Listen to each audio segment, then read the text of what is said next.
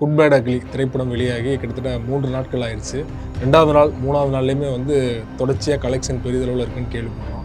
குடும்பங்கள் கொண்டாடும் வெற்றியாக மாறிடுச்சா? ஆமாம், குடும்பங்கள் கொண்டாடும் வெற்றியாக மாறிடுச்சு. அதாவது படம் பட்டய கிளப்புன்னு பார்த்தா கலெக்ஷன் அதை விட பட்டய கிளப்பு. படமும் பட்டய கிளப்புது, கலெக்ஷனும் பட்டய கிளப்புது. இப்படி ஒரு கலெக்ஷன் யாருமே எதிர்பார்க்கல.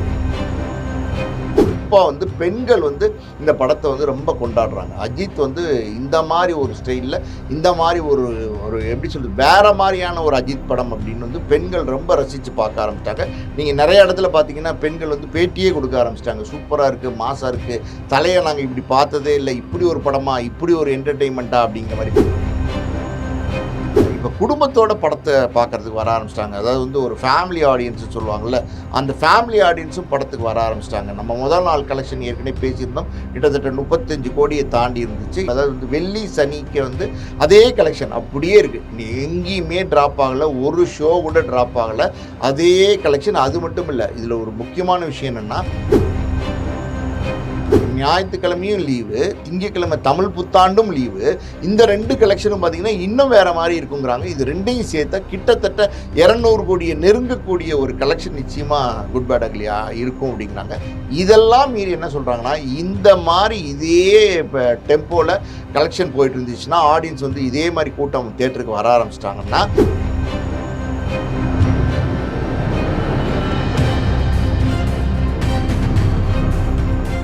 மீடியா சர்க்கிள் நேயர்களுக்கு வணக்கம். இன்றைக்கு நம்மோடு நேர்காணலுக்காக ஆஸ்கார் மூவிஸ் தயாரிப்பாளரும் திரைத்திறனாய்வாளருமான பாலாஜி பிரபு அவர்கள் நம்மோடு இணைந்திருக்கிறார். அவரோடு பேசலாம். சார் வணக்கம். வணக்கம். குட் பேட் அக்லி திரைப்படம் வெளியாகி கிட்டத்தட்ட 3 நாட்கள் ஆயிடுச்சு. நம்ம படம் ரிலீஸ் ஆன அன்றைக்கி பேசியிருந்தோம். படம் ரசிகர்களுக்கான படம் அப்படின்னு நீங்கள் ஓப்பனாக சொல்லியிருந்தீங்க. ஜென்ரல் ஆடியன்ஸுக்கு எப்படி பிடிக்க போகுது அப்படின்னு ஒரு கேள்வி எழுப்பியிருந்தீங்க. இந்த சூழலில் 2வது நாள் 3வது நாள்லேயுமே தொடர்ச்சியாக கலெக்ஷன் பெரிதளவில் இருக்குன்னு கேள்விப்படுறோம். குடும்பங்கள் கொண்டாடும் வெற்றியாக மாறிடுச்சா? ஆமாம், குடும்பங்கள் கொண்டாடும் வெற்றியாக மாறிடுச்சு.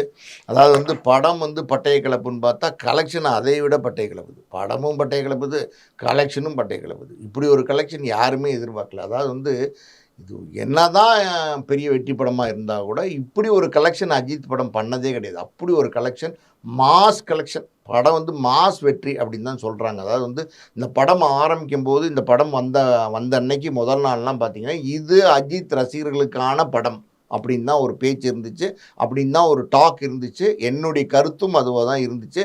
நானும் அதே தான் சொல்லி பேசியிருந்தேன் விமர்சனங்களில். ஆனால் பார்த்தீங்கன்னா படம் எல்லாரோடையும் கனெக்ட் ஆகுது. ஆல் ஆடியன்ஸ் கனெக்ட் ஆகிட்டாங்க இந்த படத்தில். இந்த படம் காமன் ஆடியன்ஸ்னு சொல்லுவாங்கள்ல, அஜித் ரசிகர்கள் இல்லாத ஆடியன்ஸும் இதில் கனெக்ட் ஆகிட்டாங்க. குறிப்பாக பெண்கள் இந்த படத்தை ரொம்ப கொண்டாடுறாங்க. அஜித் இந்த மாதிரி ஒரு ஸ்டைலில் இந்த மாதிரி ஒரு ஒரு எப்படி சொல்கிறது வேறு மாதிரியான ஒரு அஜித் படம் அப்படின்னு பெண்கள் ரொம்ப ரசித்து பார்க்க ஆரம்பிச்சிட்டாங்க.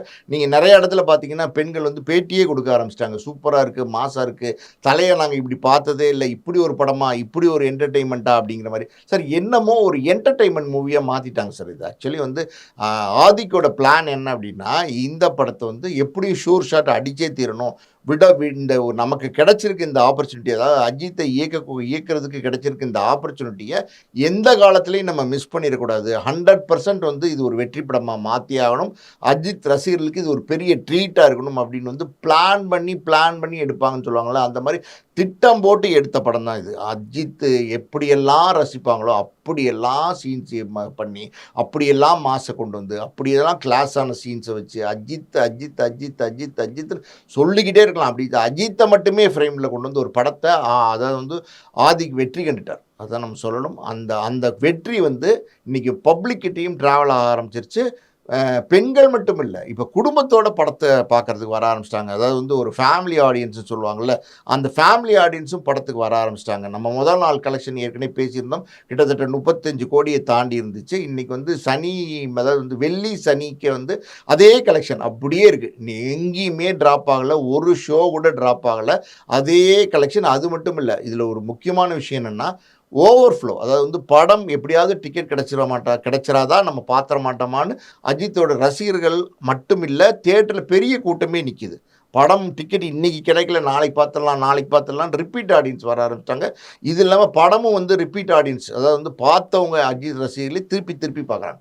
அவங்களுக்கு என்னமோ வந்து புதுசாக பார்க்குறாங்க சார். இந்த மாதிரி ஒரு அஜித்தை வந்து இது வரைக்கும் அவங்க ஸ்க்ரீனில் காட்டல. அதாவது வந்து இது பில்லாவை விட மங்காத்தாவை விட ஒரு பெரிய வெற்றி அப்படின்னு நம்ம சொல்லலாம். ஏன் அப்படின்னா பில்லாவில் கூட பார்த்தீங்கன்னா ஒரு கேங்ஸ்டர், அதாவது வந்து ஒரு ஸ்மெக்லராக இருப்பார். அவருடைய ஸ்டைலு வேற மாதிரி ஒரு அஜித் தான், அதில் ஒன்றும் சந்தேகமே கிடையாது. அதுக்கப்புறம் மங்காத்தா பார்த்தீங்கன்னா வெங்கட் பிரபு வந்து வேற ஒரு வில்லனிக்கா, அதாவது வேற மாதிரி ஒரு வில்லன் அஜித்தை காமிச்சிருப்பாரு. அவர் பண்ணுற விஷயங்கள்லாம் எல்லாம் லைக் பண்ணி கிளாக் பண்ணி மங்காத்தா எப்படி ரசித்தாங்க, அதையெல்லாம் விட சார் பல மடங்கு ரசிக்க ஆரம்பிச்சிட்டாங்க. என்னன்னே தெரில.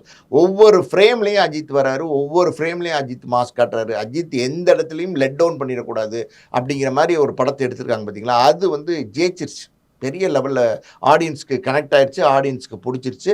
இப்போ இப்போ இந்த இந்த 2 நாள், அதாவது வெள்ளி சனியின் கலெக்ஷனும் அதே கலெக்ஷன் தான். 35 கோடி. சொல்லப்போனால் இன்னைக்கு சனிக்கிழமையோட இது 100 கோடி கிளப்பில் ஆல்ரெடி ஜாயின் ஆயிடுது. அதுக்கப்புறம் ஞாயிற்றுக்கிழமையும் லீவு, திங்கக்கிழமை தமிழ் புத்தாண்டும் லீவு. இந்த 2 கலெக்ஷனும் பார்த்தீங்கன்னா இன்னும் வேற மாதிரி இருக்குங்கிறாங்க. இது ரெண்டையும் சேர்த்தா கிட்டத்தட்ட 200 கோடியை நெருங்கக்கூடிய ஒரு கலெக்ஷன் நிச்சயமாக குட் பேட் அக்லியா இருக்கும் அப்படிங்கிறாங்க.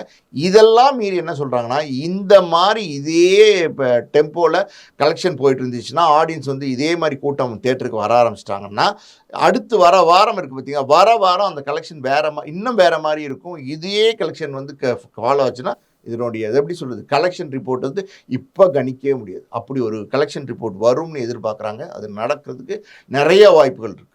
பொதுவாகவே பெண்கள் அப்புறம் குடும்ப ஆடியன்ஸ்லாம் பார்த்தீங்கன்னா, குழந்தைகள் எல்லாமே வந்து ரஜினிகாந்த், அதுக்கப்புறம் வந்து விஜய் அவர்களுக்கு தான் அதிகமாக இருந்தது. இப்போ சிவகார்த்திகேயன் அவர்களுக்கு ஷிஃப்ட் ஆயிருக்கு. விஜய்க்கு இருந்தது ஓரளவு வந்து சிவகார்த்திகேயன் மாறிச்சு அப்படின்லாம் சொன்னாங்க.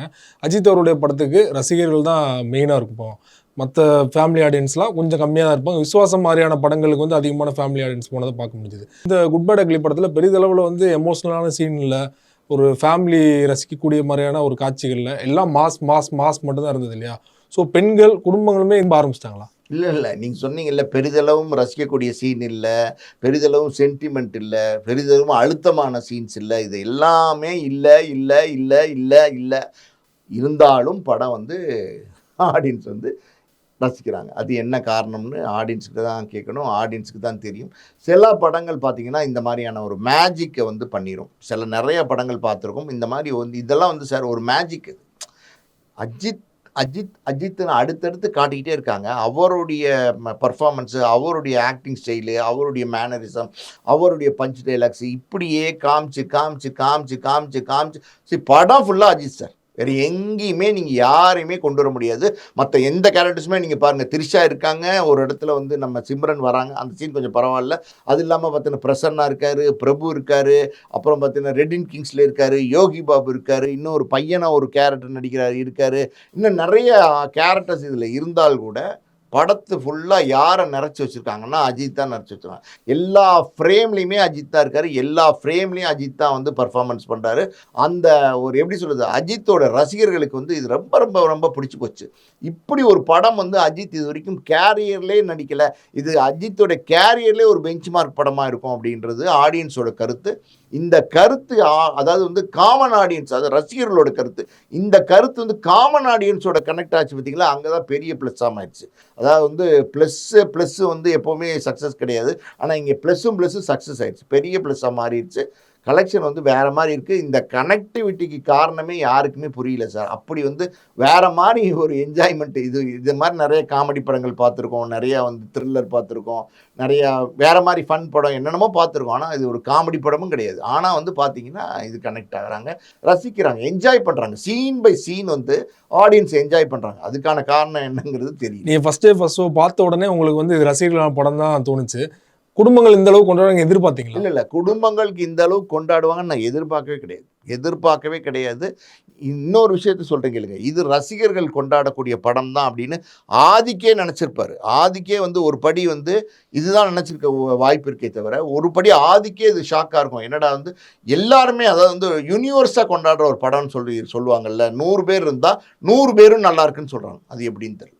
முதல் 3 நாளே வந்து 100 கோடி கிட்ட கலெக்ஷன் பண்ணி சொன்னீங்கன்னா, அடுத்து திங்கக்கிழமை வேறு ஹாலிடே, அதுக்கப்புறம் அடுத்த வாரம் ஃபுல்லாக ஓடினாலுமே ஓரளவு கலெக்ஷன் எவ்வளோ சார் போக இருக்குன்னு அனுமானிக்கிறீங்க நீங்கள்? அதாவது வந்து இதே கிரிப்பு இதே டெம்போவில் இந்த படம் ஓடிச்சுன்னா கிட்டத்தட்ட ஒரு 10 நாளைக்கு இதே மாதிரி இந்த கலெக்ஷன் இதே பேச்சோட இதே பரபரப்போடு ஓடிச்சுன்னா ஒரு 300 கோடியை தாண்டும். 300 கோடிங்கிறது அஜித் படத்துக்கு பெரிய வசூல் இல்ல இல்ல அஜித் படத்துக்கு பெரிய வசூல்னு அப்படி நம்ம சொல்ல முடியாது. அஜித்தும் ஒரு பெரிய மாஸ் ஆக்ஷன் ஹீரோ தான். பொதுவா வந்து ஒரு எண்ணம் உண்டு. என்னன்னா, அதாவது வந்து விஜய் படத்தினுடைய கலெக்ஷனை மத்த யாரும் அடிக்கல அப்படிங்கிற ஒரு எண்ணம் உண்டு. அது உண்மைதான். விஜய் படம் வேற மாதிரி ஒரு கலெக்ஷன் தான். அது இல்லைன்னு நம்ம சொல்ல முடியாது. அதை வந்து நம்ம ஜெயிலர் கொஞ்சம் பீட் பண்ணிச்சு. புரியுதா உங்களுக்கு? ஆனா இந்த படம் வந்து எப்படி சொல்றது? நானும் இந்த ரேஸ்ல தான் இருக்கேன் அப்படிங்கிறது வந்து நிரூபிக்கிற படமா இருக்கு அஜித்துக்கு. இப்போ இந்த ரேஸ்ல இருக்காருன்னா அடுத்து ஜனநாயகன் தான் விஜய் அவருடைய கடைசி படம். ஸோ அதுக்கப்புறம் அந்த படம் ரிலீஸ் ஆனதுக்கப்புறம் அஜித் மட்டும் தான் அந்த ரேஸ்ல இருப்பாரா? இல்ல அஜித் மட்டும் தான் அந்த ரேஸ்ல இருப்பாருன்னா, ரஜினி இருப்பாரு. இல்ல ரஜினி இருப்பாரு, அஜித் இருப்பாரு. இன்னும் வேற நடிகர்கள்லாம் இருக்காங்கல்ல சார். இப்ப மாஸ் ஆர்டிஸ்ட் 2 பேர் இப்ப சினிமா இண்டஸ்ட்ரியில ஒன்னு ரஜினி கமல் பீரியடு, இதுக்கப்புறம் வந்து இப்ப அஜித் விஜய் பீரியடு. இப்ப வந்து விஜய் அரசியலுக்கு போறாருன்னும் போது அஜித் தனியா சோலோவா அந்த ரேஸ்ல இருப்பார். அதுல ஒன்றும் சந்தேகமே கிடையாது. அதாவது வந்து இப்ப அரசியலுக்கு போறாரு பார்த்தீங்களா, இதுக்கப்புறம் அவருடைய உயரம் வந்து அஜித்தோட உயரம் இன்னும் பெரிய பெரிய வேற உயரத்துக்கு கூட போறதுக்கான வாய்ப்பு இனிமே போட்டி அஜித் விசஸ் ரஜினி தானா இருக்கலாம். அதாவது வந்து இப்ப ரஜினி விசஸ் விஜய் சொன்னாங்கல்ல, இப்ப வந்து விஜய் அரசியலுக்கு போறதுனால ரஜினி விசஸ் அஜித்தா மாறுறதுக்கு நிறைய வாய்ப்புகள் இருக்கு. மாறுறதுக்கு இல்லை, இதுதான் நடக்க போகுது பாருங்க. இப்போ ரசிகர்கள் மோதலே பார்த்தீங்கன்னா வந்து அஜித் விஜய் மோதலை விட வந்து விஜய் ரஜினி ரசிகர்கள் மோதல் அதிகமாயிடுச்சு. ஸோ ரசிகர்கள் மோதலுமே இனிமேல் ரஜினி விசஸ் அஜித் அப்படி மாறக்கூட வாய்ப்பு இருக்கா? இல்ல நிச்சயமா வாய்ப்பு இருக்கு. ஆனால் அவங்க 2 பேருக்குள்ள ஒரு நல்ல அண்டர்ஸ்டாண்டிங் இருக்குது. அண்டர்ஸ்டாண்டிங்கிறது வேற சார். என்ன இப்போ அண்டர்ஸ்டாண்டிங்கிறது வேற, ஒரு ஒரு ஒரு ஒரு துறையில போட்டிங்கிறது வேற. இப்போ வந்து அதாவது வந்து ரஜினி கமல் அப்படின்றது வந்து சமகால நடிகர்கள். ஆனால் போட்டி ரஜினிக்கு கமலுக்கான ஒரு காலத்தில் இருந்துச்சு. அதுக்கப்புறம் அப்படி கொஞ்சம் கொஞ்சமாக விஜயெல்லாம் என்ட்ரி கொடுத்ததுக்கப்புறம் இப்போ போட்டி வந்து ரஜினிக்கும் விஜய்க்குமா மாறிடுச்சு. அந்த போட்டிக்குள்ளே அஜித் வந்து ஒரு 3வது இடத்துல தான் இருந்தார். இப்போ விஜய் அங்கே போகும்போது ரஜினிக்கும் அஜித்துக்குமான போட்டி அது நேரடியாகவே இருக்கும். இது வந்து சார் 2 பேருக்கும் ஒரு அண்டர்ஸ்டாண்டிங் இருக்குது. 2 பேரும் அன்பாக இருக்காங்க, நட்பை பரிமாறிக்கிறாங்க. இதெல்லாம் மீறி துறையில் ஒரு போட்டி, சினிமா துறையில் 2 பேரும் பெரிய ஸ்டாராக இருப்பாங்க. வேறு மாதிரி ஒரு டைமென்ஷனில் சினிமா மாறும். நீங்கள் பாருங்கள், இப்போ இந்த விஜய் வெளியில் போனதுக்கப்புறம் விளையாட்டு வேறு மாதிரி இருக்கும், கேம் வேறு மாதிரி இருக்கும். அதனால தான் வந்து அஜித் வந்து ஐ எம் வெயிட்டிங்கிற டைலாக்கை இன்ட்ரோவில் யூஸ் பண்ணியிருக்காருன்னு நினைக்கிறேன். ஐ எம் வெயிட்டிங்னா என்னென்னா, நான் அந்த அதாவது வந்து இந்த எப்படி சொல்லு போட்டியாளர்னா நான் ரஜினியோட மோத போகிறதுக்கு ஐ எம் வெயிட்டிங்னு சொல்லியிருக்காருன்னு நினைக்கிறேன். சிம்பாலிக்காக சொல்லியிருக்காரு. குறிப்பாக இந்த படத்தில் த்ரிஷா தான் ஹீரோயினா அப்படின்னாலுமே வந்து சிம்ரன் சில காட்சிகளை வந்தாலும் நிறைய பெண்கள் வந்து இந்த படத்தில் சிம்ரனே ஹீரோயினா போட்டுருக்கலாம், ஏன் த்ரிஷாவை போட்டீங்க அப்படின்லாம் வந்து நிறைய பேர் பேசுகிறத பார்க்க முடிஞ்சது. இல்லை சிம்ரன் வந்து இன்னும் கிரேஸாக இருக்காங்கன்னு அர்த்தம். அதாவது வந்து ஆடியன்ஸ் மனசில் வந்து சிம்ரன் இன்னும் அப்படியே பசுமையாக இருக்காங்க. அப்படி தான் நம்ம இதை எடுத்துக்கணும். இதெல்லாம் இல்லாமல் அதாவது வந்து வாலியில் வந்து அஜித்தும் சிம்ரனும் சேர்ந்து நடிச்சிருந்தாங்க. அந்த பேர் வந்து வேறு மாதிரியான ஒரு பேர், ஒரு இன்ட்ரெஸ்டிங் பேர். அதில் சாங்ஸ் எல்லாமே சூப்பர் ஹிட் சாங்ஸு. அந்த படம் ஒரு பெரிய வெற்றி படம். அதாவது வந்து இப்போ கூட நம்ம பேசினோம்னா அஜித்தும் சிம்ரனும் நடித்த பெரிய வெற்றி படம்னா வாலி தான், சக்ஸஸ்ஃபுல் மூவி. அந்த மூவியை ரிலேட் பண்ணி தான் இந்த படத்தில் சீன்ஸ் எல்லாம் இருக்குது. அதாவது வந்து அந்த அதாவது எப்படி சொல்கிறது, பழைய காதலில் சொல்கிற மாதிரி அந்த மாதிரியான விஷயங்கள், அதை வந்து சிம்ரன் வந்து முத்தம் கொடுக்குற மாதிரி அந்த மாதிரியான விஷயங்கள்லாம் இருக்கிறதுனால இதை வந்து இப்போ இது பாருங்கள், த்ரிஷா பொறாமப்படுற மாதிரி கூட சொல்லியிருக்காங்க. இதெல்லாம் வந்து ஆடியன்ஸ்க்கு பிடிச்சிருக்கு, அவ்வளோதான், வேற ஒன்றும் இல்லை. அந்த கனெக்டிவிட்டி அப்படியே இருக்குது. குறிப்பாக ஒரு படம் வெற்றியடைன்னா ஹீரோ மட்டும் இல்லை, வில்லனுமே ஒரு முக்கியமான பெரிய அளவில் அவங்களுக்கான ஸ்கோப் இருந்தால் தான் பல படங்கள் வெற்றி அடைஞ்சதை நம்ம பார்த்துருக்கோம். இந்த படத்தில் அர்ஜுன் தாஸை வந்து வில்லனாக போட்டிருக்காரு. அவர் வளர்ந்து வர நடிகர் தான், பெரிய அளவில் எமர்ஜ் ஆகலை, ஒரு மாசான ஒரு ஹீரோவும் கிடையாது. அவர் சின்ன சின்ன படங்கள்லாம் அடிச்சுட்டு வர்றாரு. ஸோ அவருக்கு இவ்வளோ பெரிய ஸ்கோப் கொடுத்ததை எப்படி பார்க்குறீங்க இந்த படத்தில்? இல்லை அஜித்தை பொறுத்த வரைக்கும் எப்படின்னா, யாருக்கும் நல்லது செய்யணும்னா அவர் தாராளமாக செய்யக்கூடிய ஆள். சின்ன கேரக்டர், சின்ன ஆர்டிஸ்ட், பெரிய ஆர்டிஸ்ட் இதெல்லாம் பெருசாக பார்க்கக்கூடிய ஆள் கிடையாது. ஒரு வளர்ந்து வர நடிகர் வந்து நல்லா வளர்ந்து வரட்டும்னு நினைக்கிற எண்ணம் உடையவர் தான். அப்படி நம்ம பார்த்தோம்னா அருண் விஜய் வந்து எண்ணெய் எறிந்தாரில் வந்து வில்லனாக போடும்போது ஓகே போடுங்கன்னு அக்செப்ட் பண்ணிட்டாரு. அதே மாதிரி வந்து பார்த்தீங்கன்னா இதுக்கு முன்னாடி விடாமுயற்சியில் கூட ஆரோ வந்து பார்த்தீங்கன்னா அஜித் அடிக்கிற சீன்ஸ்லாம் இருக்கும், அதெல்லாம் அக்செப்ட் பண்ணிட்டாரு. அது மாதிரி இந்த படத்தில் வந்து அர்ஜுன் தாஸை பொறுத்த வரைக்கும் நல்ல நடிகர், அதில் எந்த சந்தேகம் கிடையாது. இந்த படத்தை பொறுத்த வரைக்கும் ஒரு டெரர் வில்லனா, இல்லை வந்து ஒரு காமெடி வில்லனா, இல்லைன்னா ஒரு ஹியூமரான வில்லனா அப்படிங்கிறது நமக்கு தெரியல. இருந்தாலும் வேற மாதிரியும் அதான் படமே ஒரு ஹியூமர் படம் தானே, அதனால் வந்து அது அப்படியே பாஸ் ஆயிடுச்சு. அதனால் இந்த படத்தில் அர்ஜுன் தாஸ்க்கு நிறைய ஸ்பேஸ் கொடுத்துருக்காரு அஜித் வந்து, அப்படி தான் நம்ம சொல்லணும். ஒரே ஒரு இது என்னென்னா, அர்ஜுன் தாஸ் வந்து இன்னும் கொஞ்சம் நல்லா சாப்பிட்டு ஜிம்மு போய் இன்னும் கொஞ்சம் உடம்பை தேத்தி வச்சாருன்னா அடுத்தடுத்த படங்களில் வில்லனாக நடிக்கும்போது கொஞ்சம் நல்லாயிருக்கும். அர்ஜுன் தாஸ் அல்ல அர்ஜுனா மாறுன்னு சொல்கிறீங்க. அர்ஜுன் தாஸ் ஆக்ஷன் கிங் அர்ஜுனா மாறினா நல்லாயிருக்கும். ஓகே சார், ரொம்ப நன்றி சார். குட் பேட் அக்லி படம் தொடர்பாக பல்வேறு விஷயங்களை கூட பகிர்ந்து கொண்டீங்க. மிக்க நன்றி. நன்றி.